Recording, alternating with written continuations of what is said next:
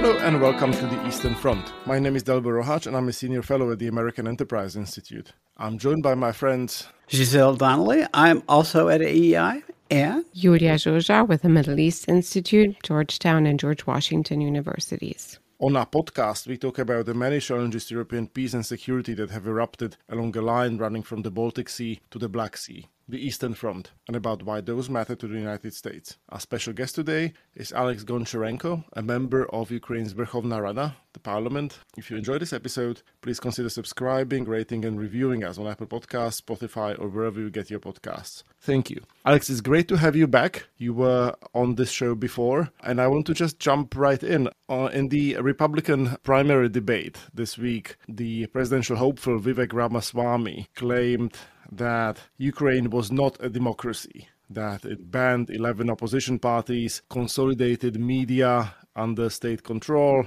and threatened to postpone its election unless the United States forked over more money. He also called President Zelensky a Nazi. You are an opposition member of parliament. Do you feel like you're living in an autocratic, undemocratic state?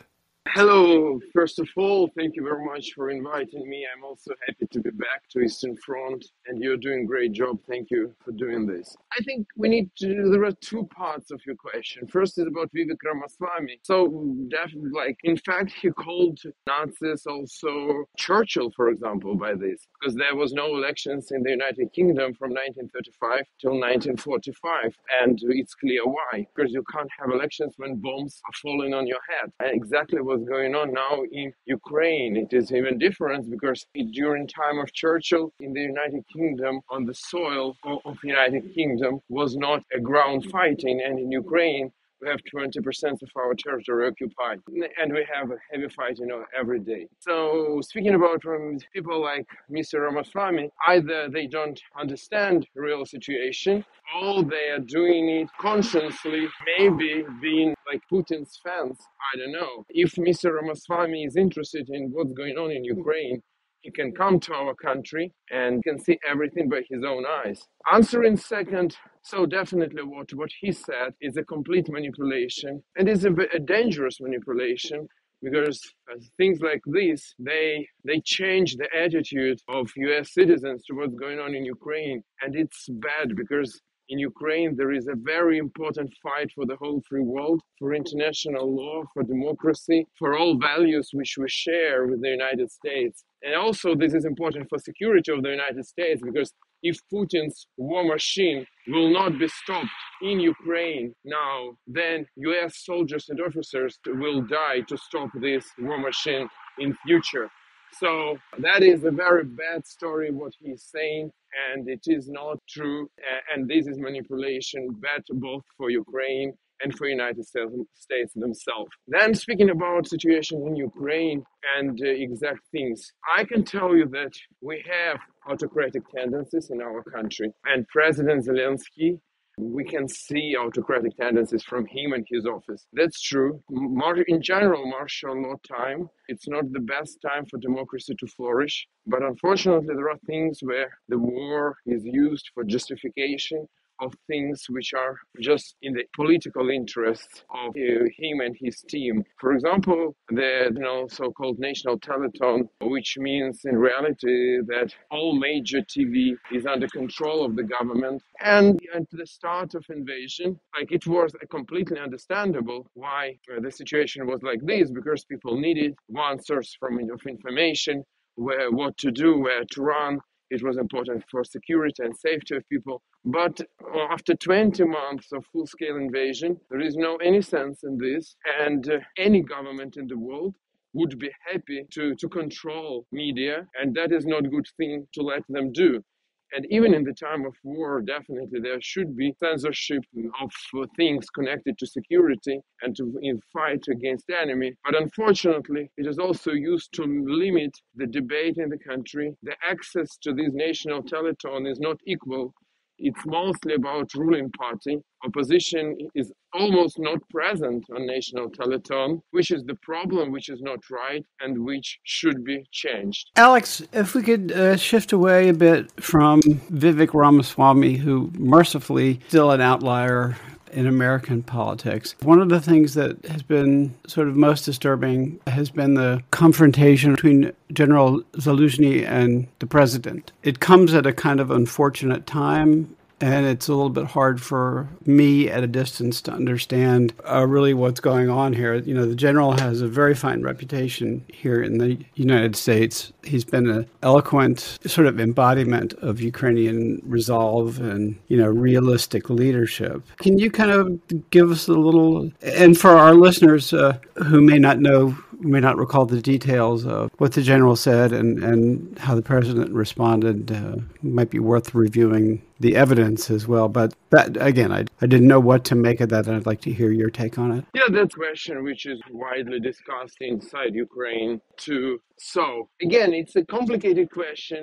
because first of all, we can't say that there is any conflict between President Zelensky and General Zaluzhny because none of them said anything publicly about the other one. We know what we know. There was an article of General Zaluzhny in The Economist in which General said the fact that in reality we all know that Ukrainian counteroffensive was not so effective and successful as we all wanted it to be. He called the situation, I'm not now quoting because I don't remember the exact wording, but he called the situation a stalemate in the current technology reality. And he said, as a military general person, commander, he said what from his point of view can be done in order to get out from this stalemate and to defeat Russia on the battlefield. There was 5 points which he mentioned, and that was important article.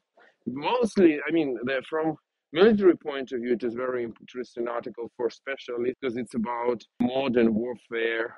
But the discussion started from interview, which was a separate material in which he said what I said now. And after this, there was a public reaction of Office of President saying that what he said was not right and that it caused problems in our cooperation with our partners. So we can say that there was reaction on this article and the Office of President didn't like it. Maybe it's too much to call it a conflict, but yes, we saw and we heard some disagreements inside political military leadership of Ukraine. Definitely it's not good because we want to have complete agreement. But from another point of view, after 20 months of invasion, after all the suffering which Ukraine has, and all of these are very live people have emotions, even generals and presidents. So I don't think that we have some serious problem right now, but we are concerned that maybe that can be in future. So it's like a maybe long answer. I don't know, maybe you wanted something more concrete, but I really don't want to feed you with fantasies, because there is no any word from General Zaluzhny himself. And Zelensky himself didn't mention Zaluzhny, but we clearly see that Zelensky tries to be more optimistic, and Zaluzhny showed himself in this article like some kind of realism he showed. So I want to add, you said about embodiment. I just want to ask our listeners that please, all this embodiment, the story about Ukraine,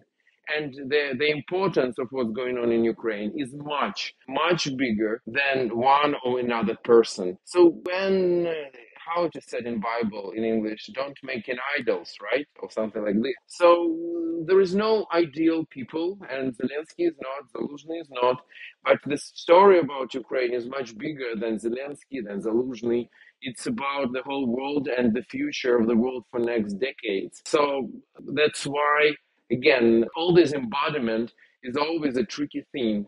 People can make mistakes, all of them. So, these mistakes should not lead us to any increasing of the significance of what's going on in Ukraine. That's a point well taken, Alex, but I want you to contextualize this maybe a bit further and you let me know what you think about that. The article and the interview that we're talking about in The Economist around Zaluzhny was published immediately after also a big feature piece in The Time that covered Zelensky's most recent visit to Washington that did not go really well. And on both sides of the Atlantic. I think we've been pretty disappointed, and it circles around, of course, the chaos that we have here in the House of Representatives and the inability to pass aid for Ukraine, military aid, in the next few months. And the story in the Time is, to me, the way I've read it, centered around at least one anonymous close source around the president in the president's office or in his immediate circle of advisors. Could be Zaluzhny, could be someone else, that is arguing that Zelensky's definition of strategic aims and of victory is too maximalist in comparison to what we have in reality. And that is a strategy adopted by the Biden administration, led across 50 countries in a coalition the world has never seen before, that is in essence incremental, right? With this incrementalism,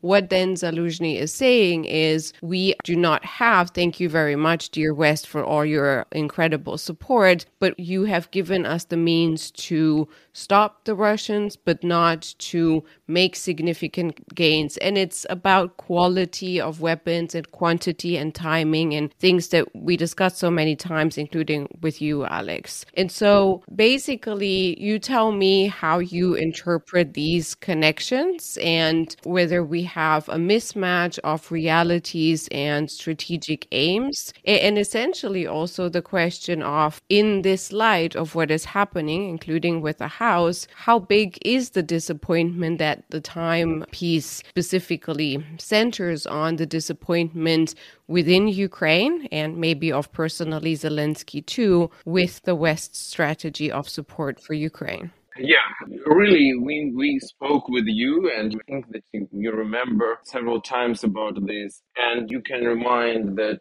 towards, I think, the beginning of this year, when I was being in Washington and meeting in person with you and some of your friends and colleagues, I was saying that this incremental way of weaponry supply is very dangerous because it gives Russia a possibility all the time to stop, and that gives time to Putin. And also, I was saying exactly what now Zaluzhny said in the Economist article, that we can be provided with weaponry in this or this way, but nobody is going to provide us with people, and nobody is going to provide us with boots on the ground. And man-force is a key thing, and that was I telling that to my American friends, partners, colleagues, that if you will give us the best possible weaponry, but in, I don't know, in several years, the question is, who will operate this weaponry? Definitely that was a problem, and now we have fruits of this problem. I'm not a military person to make estimation, but Zaluzhny said this is the reason why counteroffensive was not really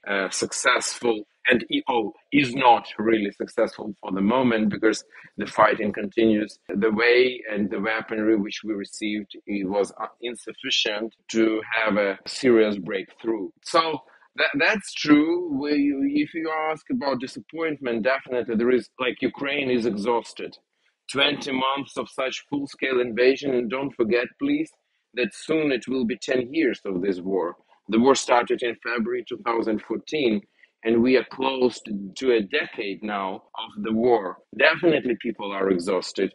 Definitely people wanted more from our summer campaign. I think everybody, starting from president, ending with a soldier or just ordinary people. Definitely, there is a feeling, yes, we are very thankful to the West for the support, because without this support, probably many of us would already be dead, killed by Russian. But that is also this dilemma and the problem which we spoke with you about several times. It looks like many people in the West, or like majority, wants Ukraine to win, but at least part is afraid of Russia to lose.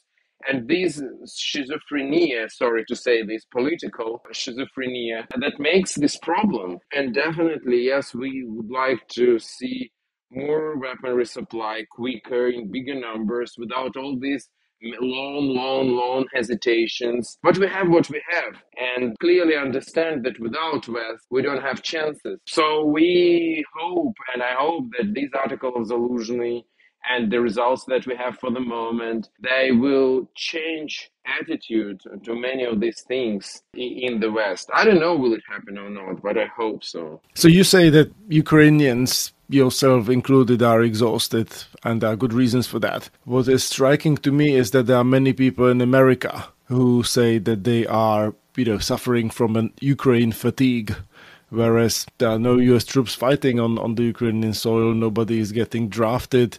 It's just 4% of Pentagon's budget that is dedicated to basically replenishing Department of Defense's military stocks, while the United States is sending old equipment to Ukraine. That form of fatigue, I think, is much harder to explain than the one that Ukrainians are suffering from. May I, sorry, interrupt you, but I think this is a part of a bigger picture. This is a part of kind of internal discussion in the United States. Like, United States, that's the question. Does United States want to be a leader in the democratic free world or not? Because if yes, the answer is so clear. Ukraine is democracy. We are fighting on the side of democracy. It's a side of good. We never attacked anybody. We were brutally attacked. Putin is a bully and a dictator and tyrant and so on. So there is no any reason for United States not to help Ukraine as much as possible, except one. If United States will decide not to intervene in any foreign affairs abroad. But this is completely different place of the United States in the world, and probably that is a real discussion about. It's not about Ukrainian fatigue. Maybe it's about fatigue from US leadership.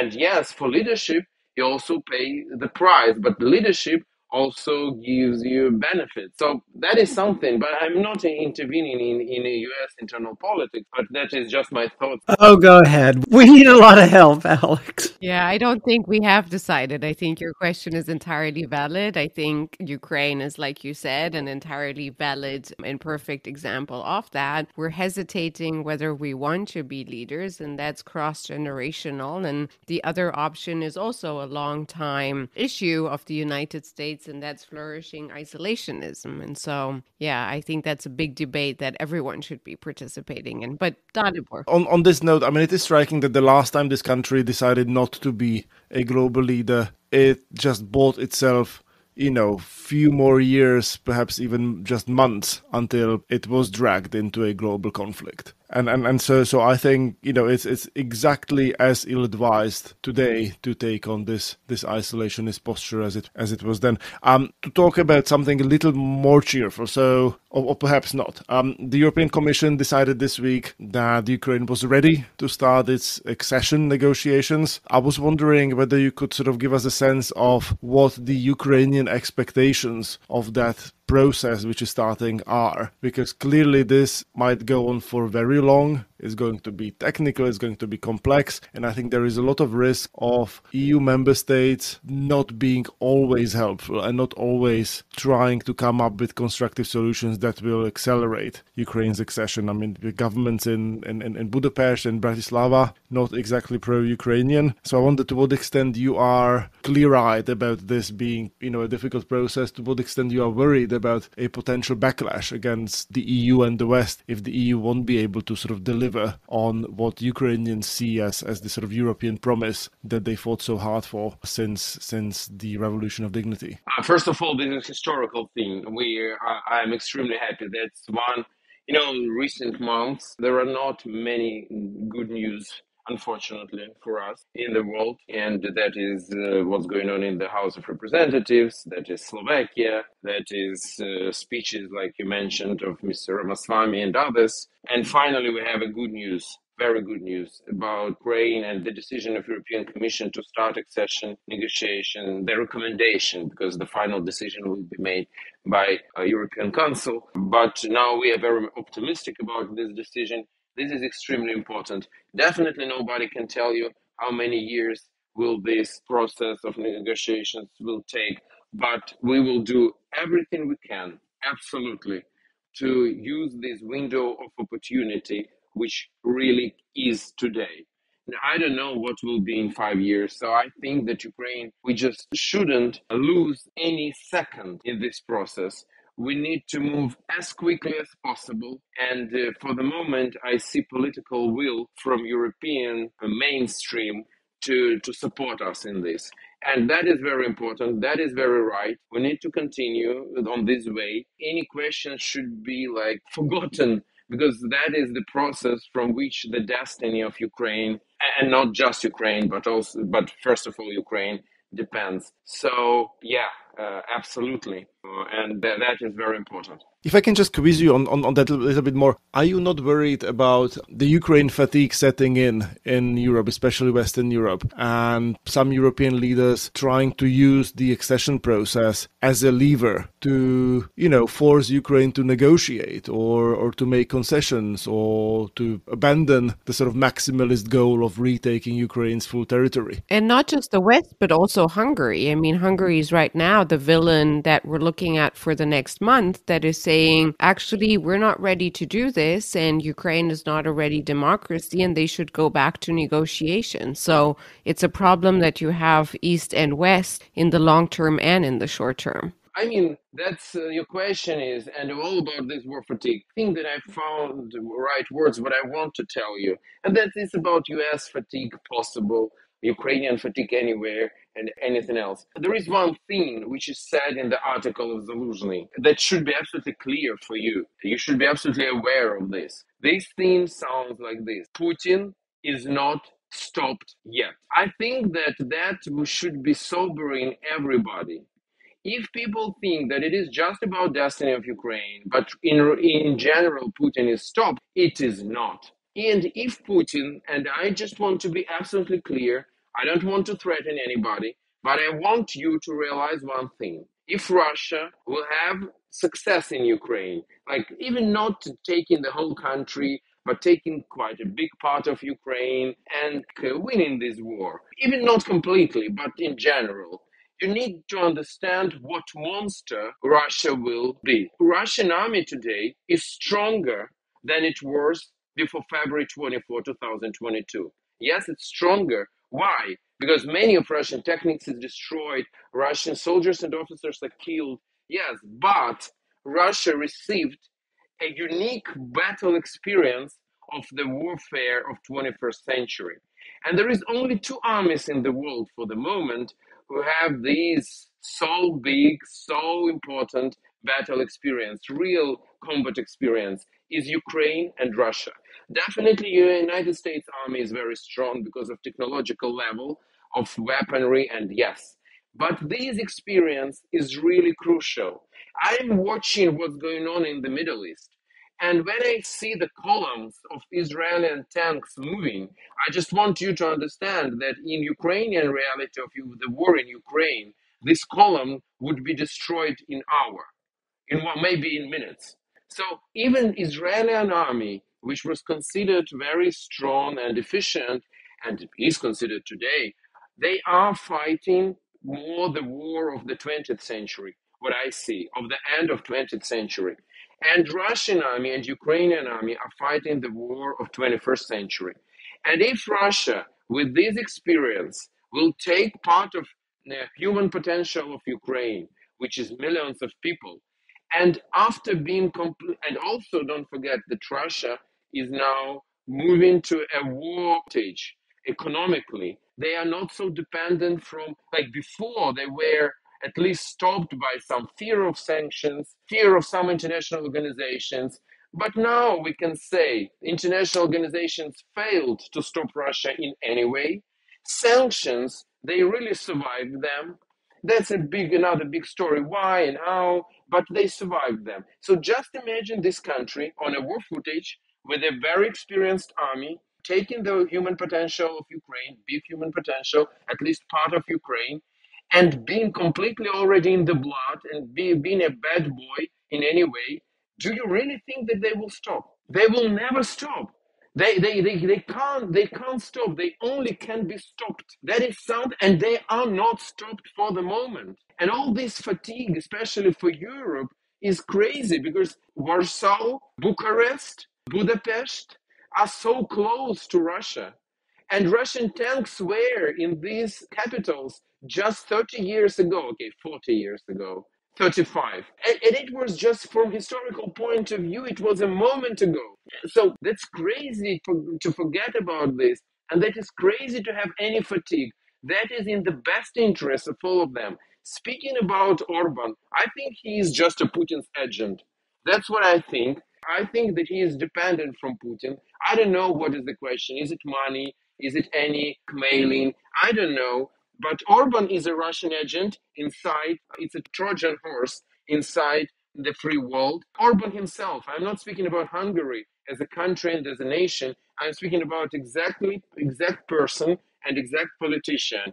He will do everything he can to stop it. But if Europe will not be strong enough to put Orban on his place and to stop his malign activities, that means that there is no future for a European project.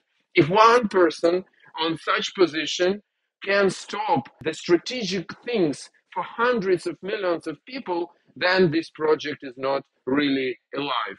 That's what I want to tell you. Alex, that was a bravura performance. The West may be tired of the war, but the war is not tired of them. So your point is well taken. If I could sort of bring us to conclusion with reference to what I think is actually very good news, but news that certainly in the West has not gotten much attention. And that is the conclusion of the Maidan trial, the investigation into particularly the shootings that accompanied the Revolution of Dignity. First of all, the decision strongly affirmed the accusations made against Viktor Yanukovych and the secret police for sniping at protesters. But the thing that sort of struck me, and I've picked this up from some other people as well, is that the court suspended judgment where it didn't have evidence. I think there were a handful of cases that were rendered or the decision was not proven, which struck me as a very mature thing to do. That's the kind of thing that certainly the judiciary in autocratic countries does not do. They decision first, evidence later. Political verdicts are always the case. But it struck me, again, just as kind of a very small but very, very important measure of democratic maturity and institutional maturity on the part of the court and on the part of Ukraine more broadly. I'd be interested in your take on that and to understand how Ukrainians are viewing the decision. Does it feel unsatisfying, or does it feel like it's overall a just decision? And again, whether you think this demonstrates, again, kind of an independence in the judiciary that's commendable. I think that shows the institutions in our country. Really, we are really developing them. But I should be frank with you. Today, if you just ask about what people are interested today, like they are interested, first of all, in the war, what's going on. And that is that we need to give all the names to everything, and those who are guilty should be taken to responsibility. And definitely that is the right way to go. But I can't tell you that this is something which is like we are all concentrated about today, because the war is continuous. Yeah, and it's so consuming and it's so exhausting, and that is difficult. Yeah, that's the truth. Also, I would like to add, you asked me in the beginning about democracy, and there was also mention about elections. I just want to be absolutely clear with you that I am against any elections in Ukraine today, not just because it is almost impossible to do from practical point of view. Just imagine we are every day attacked by Russians. There is air raid alert. They can do it for the whole day. So the only way to do it probably is in shelters. We don't have so many shelters. Millions of people is in the trenches. Millions of people are abroad. So it's just impossible to organize the real elections of high standards, which Ukraine did already many times. So we just don't need to do this. And in general, I want us to remind that democracy does not equal elections or electoral procedure. Because if we are saying that democracy, that if somebody is taking a piece of paper and putting some cross in it, we can say that Putin has elections, Lukashenko has elections, but if they're not, and it's not democracy, democracy is the process. And what is much more important, and if our partners And that is where I also ask the support of our partners, not in organizing of elections, but because we don't really need them. As I told you, in Great Britain, there were no elections from 1935 till 1945. And there was no question about legitimacy of Churchill's government or anything like this. It was clear why they didn't have elections. And the same story here. But we need support of the West to secure Ukrainian democracy as a process, to secure freedom of speech, to secure strong and independent parliament, to secure strong and independent local government. This is important. That is democracy. That is real democracy. And here, Ukraine definitely is a democratic country, but definitely so-called martial law time is a threat. And that is something which hurts democracy. And we need to keep our democracy alive and vivid. And here, the support of our partners is really important. Alex, thank you so much for this really candid dispatch from Ukraine. Your honesty and all these answers is really appreciated. And I think, for Americans to appreciate how, difficult the situation is and how much of a toll it's taking on the Ukrainians, should not be a reason to give up, but should be a reason to actually double down on our support. So again, thank you so much for being with us. We haven't had a good Slava Ukraini moment for some time.